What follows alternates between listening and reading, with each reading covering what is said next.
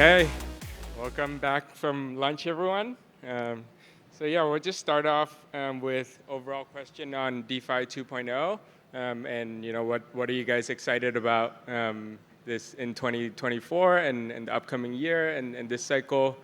Feel free to start. Yeah, perhaps I can go first. I think something that's very topical that I'm very excited about would be Trump coming into office and just thinking about what effect that not only like a pro-crypto president can have on DeFi, but actually a president that's already shown support for DeFi. I think he already backed a DeFi project called like World Liberty Financial. And I feel like a lot of us underestimate kind of the positive knock-on effect that this can have for crypto. If you think, when the US kind of takes like a firm stance on something, it's like the rest of the world tends to follow them, right? So if Trump begins to kind of ease regulations, he makes it easier for people to interact with crypto, right? We may see things like banks getting involved with stablecoins, right? Bank issue stablecoins, and yeah, I feel like that's probably just the tip of the iceberg. So for me, that's one thing that I'm very excited about. Yeah. Yeah, I think Trump 2.0 is very bullish for DeFi 2.0, which coincides nicely. We can take off the pajamas, do crazy shit finally, so I'm happy. But yeah, I think generally what I'm really excited about is, as you said, actually, TradFi being able to access DeFi in an easier way. I think a lot of TradFi guys like hedge funds and such, guys like Brevin Howard are obviously at the forefront, but there's quite a few hedge funds that want to access DeFi and can't at the moment. They need traditional vehicles like ETFs and such. And now we either will have these ETFs coming out soon and structured products, or we have these guys directly interact with DeFi, which means there's a lot more capital that's going to come in a very direct fashion that I can already see from conversations that we're having with partners. So excited about that TradFi inflow in the coming years. Yeah, so I would also add DeFi 2.0 is also about the innovations that are right now on the market. So before we were changing the crypto P2P, then it was DEXs, then the DEX aggregators leading one, by the way. And then basically right now there is a lot of development happening around the interoperability. So I believe the DeFi 2.0 is about the improvement for the user experience for the swaps, as I'm talking from on behalf of 1inch right now. And also, new distribution channels. For example, we heard a lot about the Telegram, and this is the amazing distribution channel for the basically users and the onboarding and amplifying the user onboarding. And we also heard rumors about the Kaya and the Line and KakaoTalk, who also wanted to start this new user onboarding wave. So maybe DeFi 2.0 is about the improvement for the user experience and new easy distribution channels. This is what I can add on to the colleagues. Yeah, makes sense. Since all of you guys touch on institutions, I think a lot of crypto Twitter and the overall market kind of believes that, or some people see that institutions are going to build their own rails and try to create their own system that might not necessarily be permissionless or as permissionless as some of the current blockchain infrastructure that we have. Can you share some of your firsthand experience and what you're seeing? Obviously, I know Ethena, you also work with institutions in terms of issuing and redemption, right? And WOOFi with your exchange, in 1inch with some of the institutions coming on board. Can you share a little bit more about that? And is that a myth and rumors, or how do you think we'll go moving forward? Is it going to be a hybrid system, or are we going to be more like competitors between permissionless and permission blockchains and infrastructure in general? Yeah, I think institutions have actually been here for a while, right? And we've seen like big names, like even like PayPal come in, right, and they tried to issue their own stablecoin. It feels like the canaries have been kind of sent into the coal mine. They've sort of sniffed it out, and I think there is definitely that interest. And kind of as Seraphim mentioned, right, a lot of these guys need certain railguards in place. They need things like ETFs and stuff, and I'm very confident this kind of stuff is just going to happen in the next couple of years. We're going to see more of it, and I just think that kind of institutional adoption of crypto is only going to accelerate. Yeah. Yeah, I think if you look at the current state of the market, obviously institutions indeed are here. We had, even at Ethena, we had Brevin Howard as a big LP to start with, quite a few TradFi names like Susquehanna and such. So these guys are already interacting with DeFi, it's just through various entities. So, but the question is probably, can TradFi come in with their own products and overtake us? I feel like if you target the current market, which is still dominated by yield, it would be very hard for TradFi to replicate that because they'll probably just issue something T-bill based, and the rates are coming down. So the only alternative is something like, in terms of stablecoins or dollar assets, something that we do. If you have yield on top of Bitcoin and ETH, it probably involves DeFi as well. It's just hard to see these TradFi guys coming up with these products. They would probably rather delegate their funds to do that.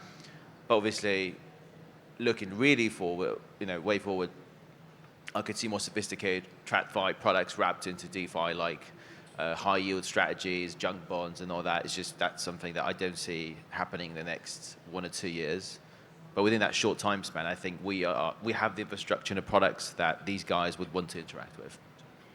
I guess if you could paint the picture of like Aave, Compound, all these big lending protocols, if you compare that to a BlackRock or Bank of America, that's a proof of concept type TVL we're talking, or type of capital we're talking for them, right?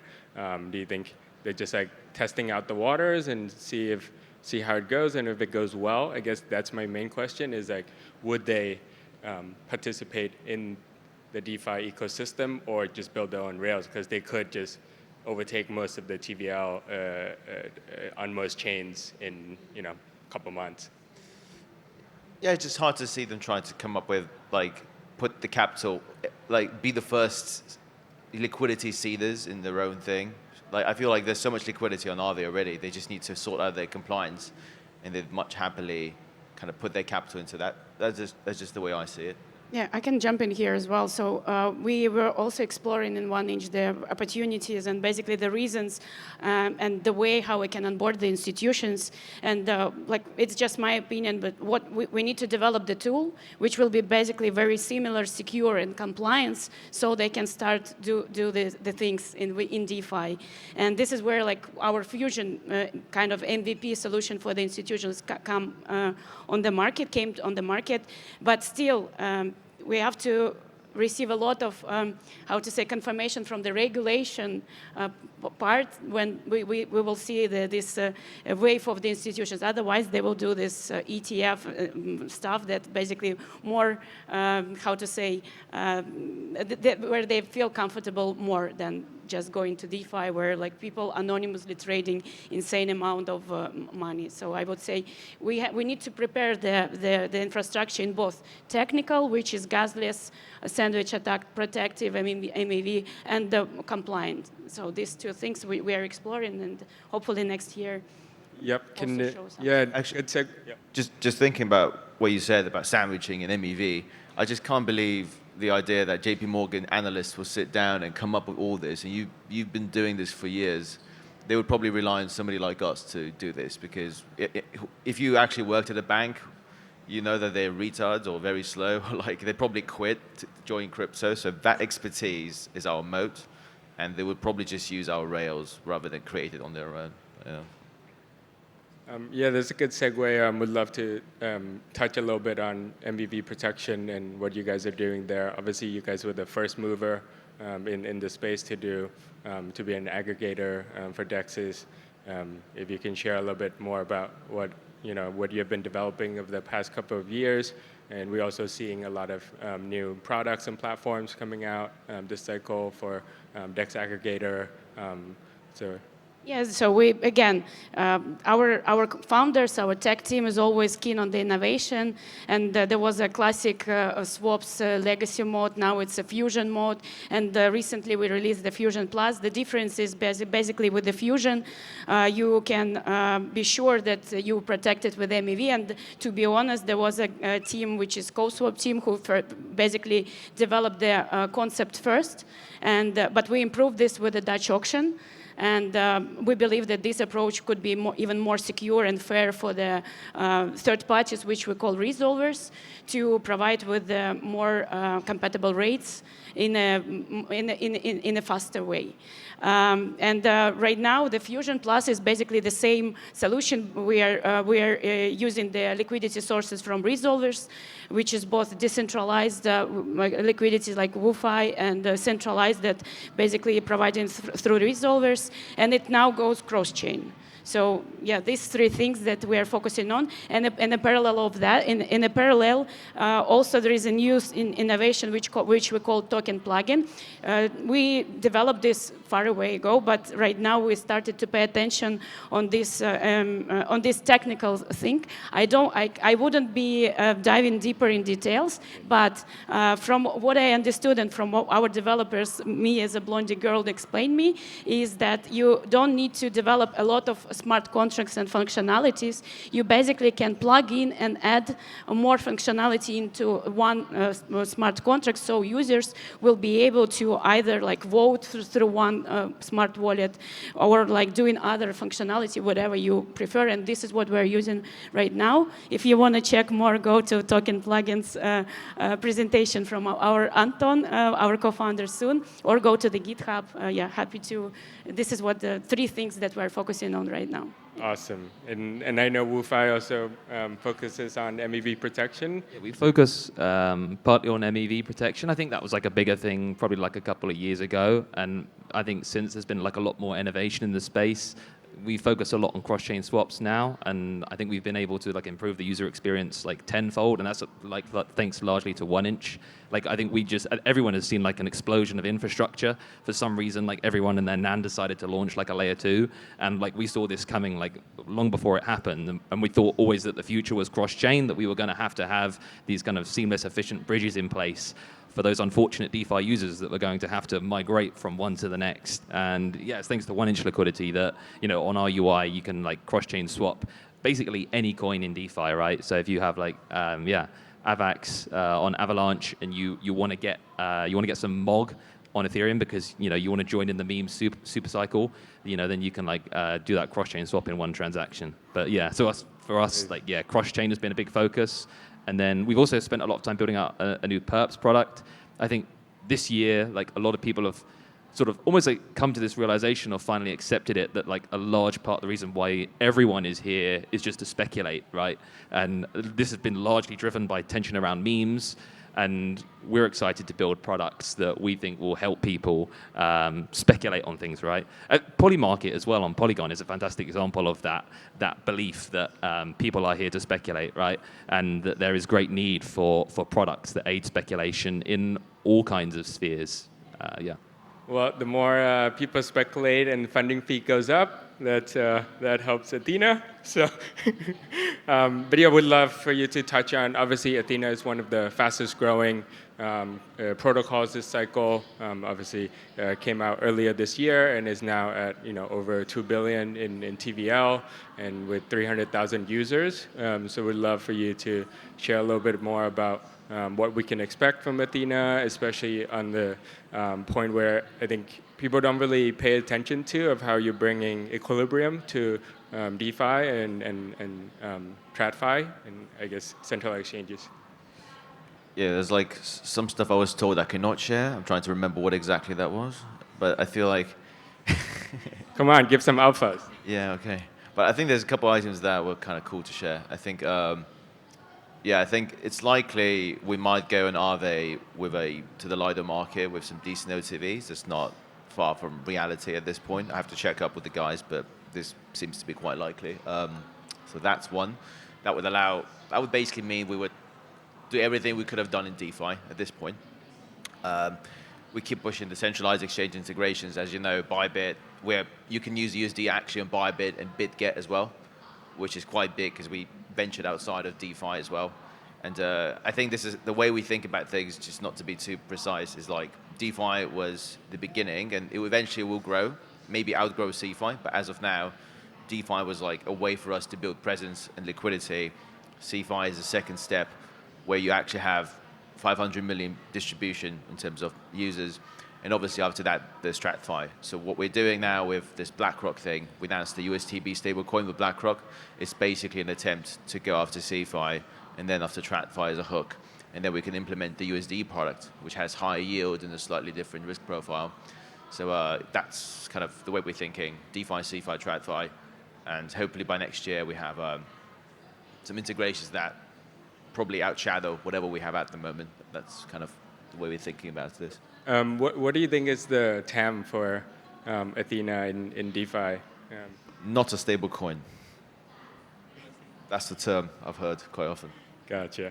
Well, I guess towards the end, just wanted to touch base on, a lot of you guys started on Ethereum, and it hasn't gotten a lot of love, and it's the first cycle that we're seeing a lot of OGs come out and criticize Ethereum and Ethereum Foundation, and the overall vibe is quite different from previous cycles, at least from what I've seen. Would love your take on what do you think is necessary in order to push Ethereum forward and bring attention back to Ethereum, or your answer could also be it's time to move on and let people choose what they want. I can start here. So I still believe that the true crypto advanced traders are and will be staying in the Ethereum. Lots of trading volumes in Solana, lots of trading volumes in other chains, but those are mostly meme coins. This is what our analytics told me. But I would say we are all here to bring not the next billion, but first billion users to crypto. And if there are any other L1, L2 solutions that could help us to do this at first, then I think it's fair to try and give a chance, and then basically to educate them properly, and then show them the beauty of the Ethereum community. And basically, I think it should be step by step. So here, with 1 inch of our Fusion Plus, we basically now kind of chain agnostic. We still started from the Ethereum and EVM compatible chains, because we again still that this is where the traders crowd is, but. Right now, everyone who wants to start the trading on L1s can basically deploy natively Fusion Plus, and show that maybe in the Ton or Solana or Aptos there is a community who can also help us to bring more communities on the market. But I'm a Ethereum girl still. Bitcoin good, Solana very nice, Ton we can try, but Ethereum is cool. Yeah, I was shitting on Ethereum as well, but now, last few days, the tech improved so much. I'm taking it all back. I love Ethereum. It's the fucking best. So everything's cool. But on the more serious note, so there's $2.9 billion of TVL with Ethena. I think most of that is still in ETH. We did a bunch of campaigns since February on different chains. Most of them turned out to be just farms, and they all died. In the end, a lot of that liquidity is sticky. We had launched on Solana in August just to dabble a little bit, dip our feet, without any proper incentives.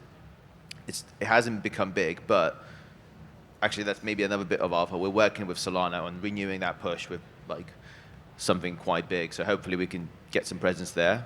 We like to get into a shape where we are chain agnostic as well. But in terms of the collateral side, it would probably stay collateral backing Ethena, it would probably still be Bitcoin, even Solana, just because they're so liquid. I don't see us doing more exotic stuff. But in terms of chains, we are also trying to be a bit more agnostic, even though Ethereum's where we started. And now everything's great. I take it all back. I love it. So.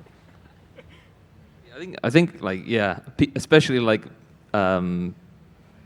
in our industry, people love to bash coins when the price action isn't so great, and it's probably just that was a very good indication of a bottom indicator when like everyone on CT kept posting the ETH BT chart and just bashing on ETH maxis. But ultimately, like, where is it that big protocols and big names are still deploying? It's Ethereum. Just look at Kraken, who have just, announced their own chain, Inc., which is going to be built on the super chain, and think about the impact that that's going to have. And also think about, like, which are the only two coins that have an ETF, and it's Bitcoin and it's Ethereum. Ethereum is the king of DeFi. It will always be the king of DeFi. That genie's out the bottle and it's not going back in. I think a lot of the, the excitement and the why Solana is overtaking Ethereum on like 24-hour volumes and stuff is largely driven around memes. But our industry is so narrative-based and things change so frequently that likely in another 6 months' time, the situation will have changed and everyone will be loving Ethereum again.